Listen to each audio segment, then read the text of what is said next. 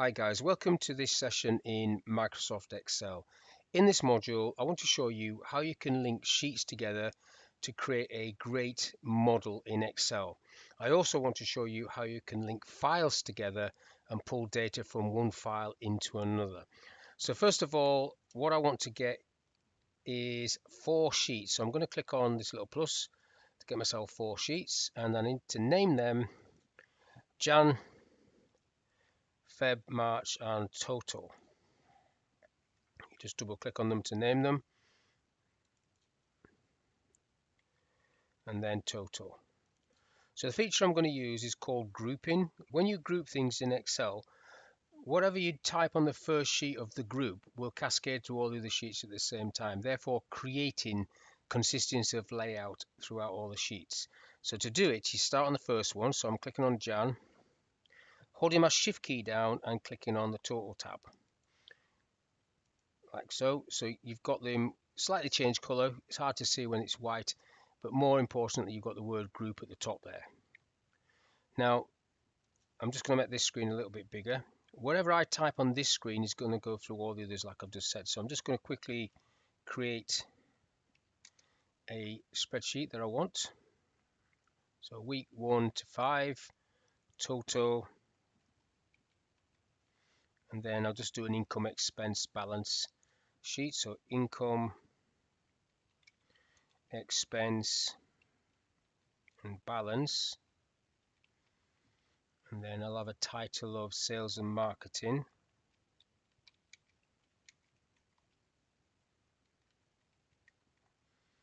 Sales and marketing, which I'll merge and center across the top.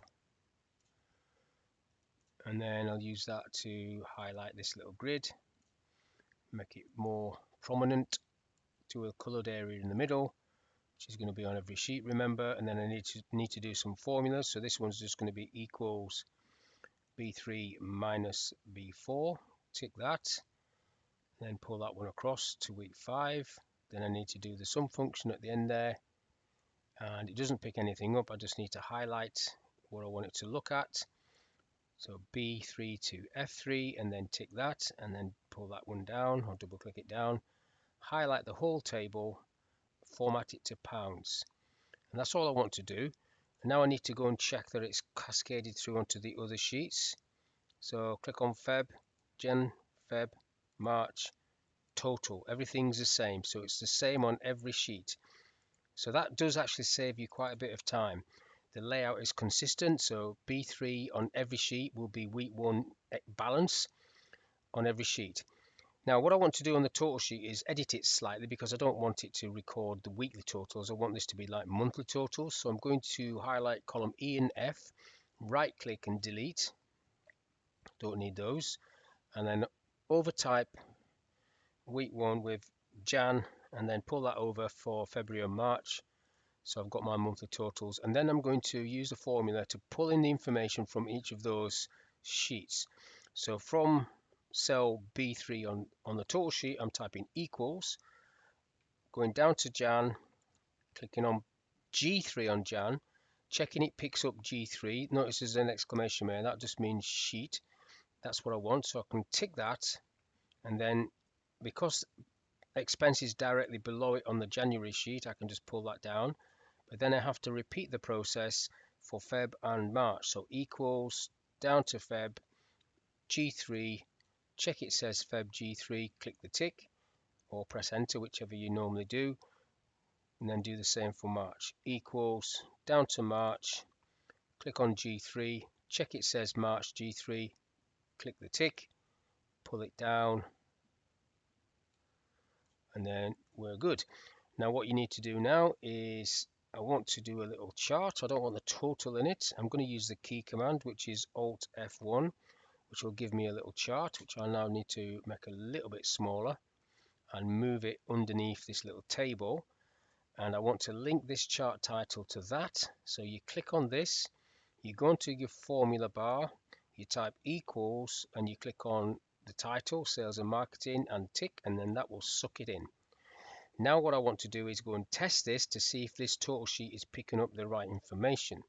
So down to Jan, I'm I'm going to give myself £10 income and £5 expense for week 1. I'm checking that these formulas work. I'm then doing the same for Feb, just for week 1, 10 and 5. You can do it for every cell if you want, but you do it with a figure that you can add up in your head. That's for definite, not like 1, 2, 3, 4, 1, 2, 3, 4, which you then don't know what that is. So 10, 5, and what I should have on the total sheet is 3015, and the chart's picking that up, and I do, so therefore that's okay. But now what I want to do is I want to password protect this, because this is full of formulas and I don't want anybody coming on here and deleting these formulas even by accident. So I want to protect the whole thing. So to protect the sheet, you're going across to format. I'm on the home tab, home, format, and then down the bottom you have protect sheet, which I'm going to click on. It's going to ask me for a password. I'll give it a password for this example, but then I'm not going to bother anymore on any other ones. Now, what you tick here is what you're allowing people to do without knowing the password. So if you think they're going to get hashes, either you make, hashes means there's not enough space to display the answer. Either you make the column wider yourself or you allow them to format columns. It's up to you. But I'm just going to leave it as it is, clicking OK. And then it's asking me to check the password. And then now this is protected and I can't type anywhere, which is great. Now what I want to be able to do on January, February or March though is I need people to be able to type in this orange area but not anywhere else. So there's 2 steps to this. You highlight where you want people to type, and I could have grouped the sheets to do this, but I'm going to do it 3 times so you can get a good look at it. You go format, and then below protect sheet you've got this padlock symbol, which is on for all cells by default. But if I click it off for those orange cells, nothing happens in isolation. But when I go back into format and protect sheet, every cell, I won't bother with a password, every cell in this sheet will be locked except the orange ones. And I'm going to type some figures in there like that. So you can type there, you can't type anywhere else. And then I need to repeat the process for February and March. And like I said, if you're going to do this for real, you'd probably just group the sheets and take the padlock off on these. So that would save you a bit of time. So padlock off on the orange, go back in and protect sheet and give it a password if you want, and then click OK and then test it. So testing that. Okay, so I can't type. And then last but not least, highlight the orange area, go to format, take the padlock off, go back into format, put the protect sheet on, click OK to that, test it with whatever you want, can't type in the white. And then because I've not deleted these figures, when I come back to the total sheet, the chart picks that up and everything's okay. Now there is something else you have to consider. I'm just going to get myself a new sheet and color that in and protect it, and go to format protect sheet. I won't bother with a password on this one either.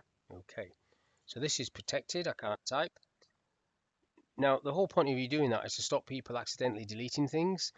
But what this doesn't stop is somebody doing something maliciously. So if I right click on the sheet tab, it still allows me to delete this sheet without a password. So I've deleted it. So somebody would not be doing that by accident. That would be something that was being done on purpose. But to stop that being done, you need to do this. You need to go to File and Info, and then into the password bit. And what you need to be doing is select Protect Workbook Structure. I'm going to give it another password. It's going to ask me to do it twice, so I'll just do it twice. And then what that will do is if I right click on this total sheet, I don't get the option to delete it, so it's not going to be done maliciously. So what happens if you forget your password? Well, the way we've done this at the moment, or I've done this at the moment, if you copy this, Control C copy, Control N new, Control V paste, and then I can type. So you can just copy and paste it out and you will not lose your data. Obviously that's not ideal, you're still going to have a bit of a problem. And if I just unprotect this for a minute, if I go to format and unprotect, It's asking for a password. If I protect it slightly different, if I go back into it and protect sheet, but this time take the ticks off here, that will stop me actually selecting anything. If I click OK to that, I can't actually click anywhere to copy this out. So if you lose your password, then you've got a different option. You will have to go into log in as an admin and get into the registry to take the password off, but it's not the end of the world, and it should not be costing an arm and a leg either. If anybody tries to charge you loads of money to do that, there are loads of videos on YouTube of how to do that. It's quite straightforward. So that should then tell you that this password setting in Excel is very low level security. It's not something you should be putting your bank money in, because anybody with any Excel experience or Windows experience would be able to get the password off. But that's all I want to talk about in this little video: how you can link sheets together, how you can password protect those sheets, and how you can secure the workbook structure with a password. So hopefully that was of use. Thank you for your time, and I'll catch you on the next one.